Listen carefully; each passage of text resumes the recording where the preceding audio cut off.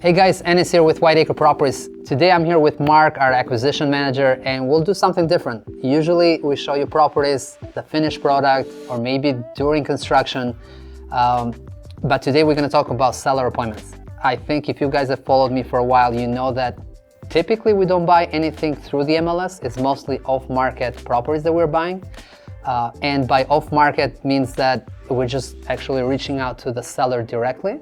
So we do a lot of direct to seller marketing, and that is direct mail, that can be cold calling, but that's the process we follow to get in front of homeowners. So that is all good, but today we're gonna focus on what do we say exactly when we sit down with somebody? What are the things we talk about? How do we present our cash offer? And hopefully you guys find this valuable. So Mark, let's talk about what does that look like for you? You know, usually I'm in the office more and you're out there making these cash offers. Someone from the office does schedule the appointment for us, which is great, but obviously you take it from there. So what happens on that seller appointment? Yeah, absolutely. I'd say first and foremost, we're all trying to get deals here, right? That's what everyone's doing. But you can't focus so much on trying to get the deal. You really need to put yourself in the shoes of the seller and figure out how you can help them or add value. The more that you can help or add value, the closer you're going to be to getting that deal. So. Yeah, so quick tip there. Obviously, when you talk to a seller, it's, yes, you want to get a contract signed, but you got to focus on how to add value to that homeowner, right? So that's got to be your top priority. So how do we do that? When you say, you know, add value to them, focus on solving a problem, like how do we do that? Absolutely. So you got to figure out what their needs are. I mean, if it's the most amount of money for the property, then maybe a cash offer doesn't work for them. Don't push them down the path of trying to sign a cash offer if that's not something that fits their needs. Right. Essentially, yeah, it's just kind of listening to them. It build rapport with them, get to kind of know them. But I'll be honest with you, I don't sign a deal at the first meeting typically. 90% of the time, it's just through follow-up, you know, building rapport with the seller on the meeting, and really just understanding what their needs are. Yeah. I can't stress it enough. Yeah, no, absolutely. And you mentioned follow-up. I want to mention, I want to actually say that probably is a quick tip for people too, because follow-up is how we do most of our business. So follow-up, it just, you got to stay with it. Hopefully you have a CRM or a way to keep track of the leads, but you just want to make sure that you follow up with that person until they're ready to sell and do business with you, right? I mean, it happens to us all the time, and I'm guilty of that. In the past, we didn't have a system, a good place to track all of these leads, and we have lost countless deals because we weren't following up with people when we told them we were going to follow up. So, all right, let's actually think about a specific property. We just closed on a deal in Brockton the other day. Let's actually take that and guide me through that process exactly from the moment you showed up at their door. Like, what happens next, and how did you actually get to the signed contract? Sure. So again, we had a meeting. I figured out the seller's needs, and we didn't sign the contract on day one. There was a little bit of shopping around. They brought a few other investors through the property. Which that happens quite a bit now. It's in this competitive market, right? I mean, if you're going to be listing the property, there's so many offers on it, but going direct to seller, there aren't as many, but you're still going to run into a few competitors out there. So really, I think it boils down to who's kind of listening to their problems, and obviously the money is tied to it as well. But with that being said, I just kept following up. Probably about within a week or so, she mentioned that lawyers had been contacted. They went through the paperwork because I usually leave an offer behind. And within 2 weeks after that initial appointment, we had a signed purchase and sale contract, and just had to sit back and wait about 30 days until closing. Got it. So let's say someone watching wants to do this. Maybe they door knock someone, they sent a letter out, and they got a call back.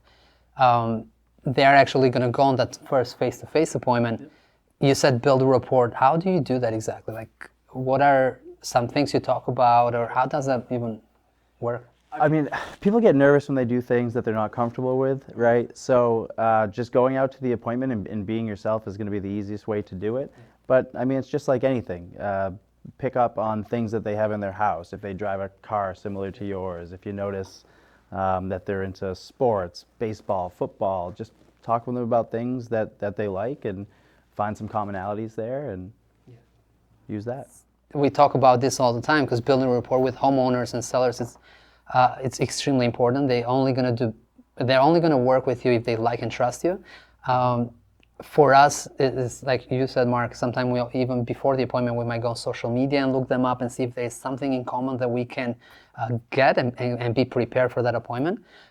But typically, we don't talk about our cash offer at all during that appointment until we are towards the end of the conversation, because we don't want to focus on that cash offer or on the property. It's usually, again, the focus is mostly building rapport.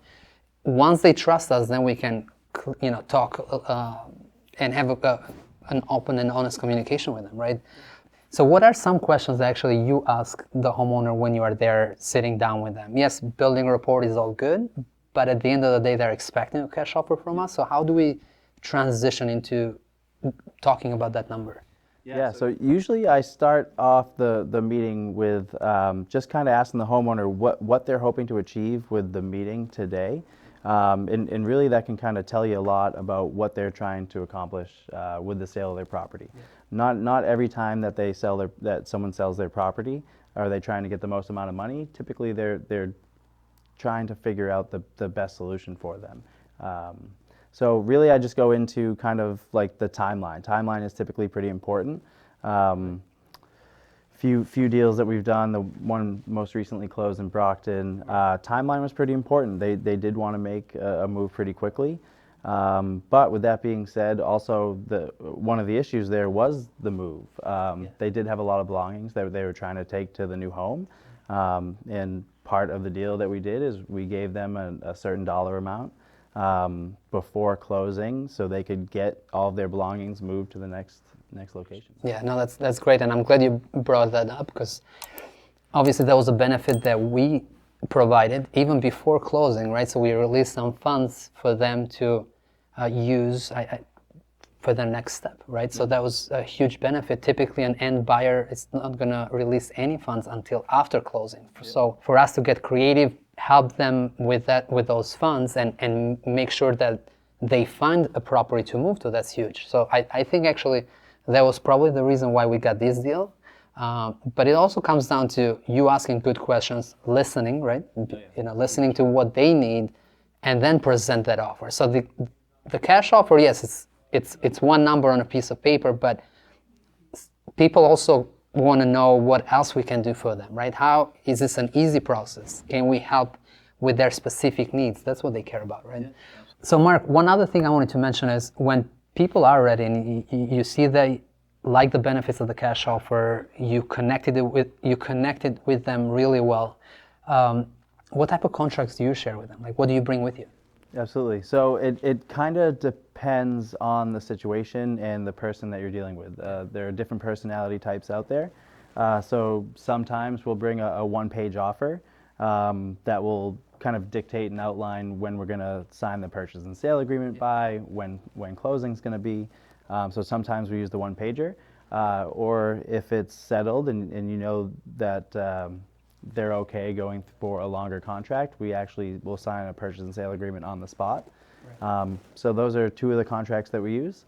If for some reason the cash offer doesn't make sense because we're a little too far apart, you always got to have a listing agreement on you just in case. You mentioned the one-page offer. Some people are more comfortable signing that because it's just a standard form and it's short.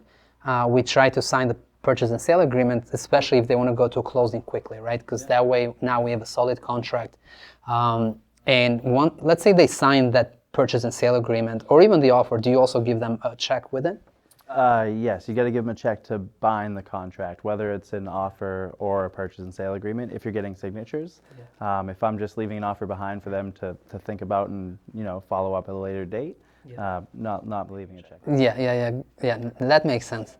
And once someone signs that contract, typically then we share with our real estate attorney. They take it from there. We don't really do a lot of work after that point because the attorney will get us to the closing and they'll coordinate with the seller's attorney, and it's usually a pretty straightforward process. But I wanted to focus on the contracts a little bit because obviously that's something you bring with you. You have the cash offer number with you. You have probably filled out the contract at that point. you leave them a check, and now you get an executed contract right there and then, right? So one thing I wanted to bring up is when we started in this business, I actually didn't want to go in as many appointments as we try to go now. Now we try to go and talk to people all the time. If we can, the more seller appointments, the better. And that's a lesson learned for me, right? We are all about sharing lessons with you guys because one, it reinforces the idea, so it stays with us, but also we want to give back. So like I said, it's important to go on those seller appointments. If you are in this business, if you are a real estate investor and you want to buy off market, obviously if you have an agent and they're doing all the prospecting, that's totally fine. But for us is we don't want to just rely on the agents, right? So we do the direct mail, the prospecting, the cold calling, all of that because we want to generate as many seller appointments as possible. And that's my quick tip to you is just put yourself on those seller appointments. The more the better because it's great practice. And obviously, you're going to learn a ton. Especially if you are a good listener, especially if you are comfortable talking to strangers, people you have never met before, putting yourself in that position, in their living room, talking about buying their house or providing a solution to them, that's going to be a great skill. It's going to help you get contracts signed. So the more you position yourself in that situation, the better. So door knocking, cold calling, whatever you're doing, just try to see people face to face because you're going to do much better that way. The other thing I was doing wrong back when I started is I was trying to ask a lot of questions over the phone. I was trying to give cash offers over the phone, and that didn't work because the personal connection wasn't there. We obviously changed that. We did make changes, and now we try to go on as many appointments as possible. But that was one thing we did wrong back then. Trying to collect all this information over phone where actual people wanted to know who we were, how can we help them, and you can't do that over the phone. You have to be there. All right, so I hope you guys are liking the topic, and we're trying to share everything that we do on a daily basis, trying to keep this as real as possible. And I wanted to share the team that supports me, because this is definitely not a one-man show, right? Obviously I need all the support I can from Mark and everyone else. If you guys are liking the content, please like, share, subscribe. Please give me some comments and feedback down below. So please join us also on our monthly meetup. We get together with local investors, but also bring the team in. So we all participate, and it's mostly about networking. It's networking with local investors, agents, contractors. I gained a lot from joining these meetups early on, and that's why we created the Boston Real Estate Connection meetup. So if you guys are interested, please subscribe below, and hope to see you on the next one. Thank you.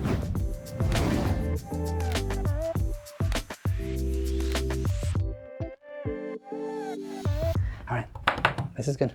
Oh, I didn't thank him. All right, can I do it? It was the overall thank you. Is this fine? All right, Yeah. cool. Awesome.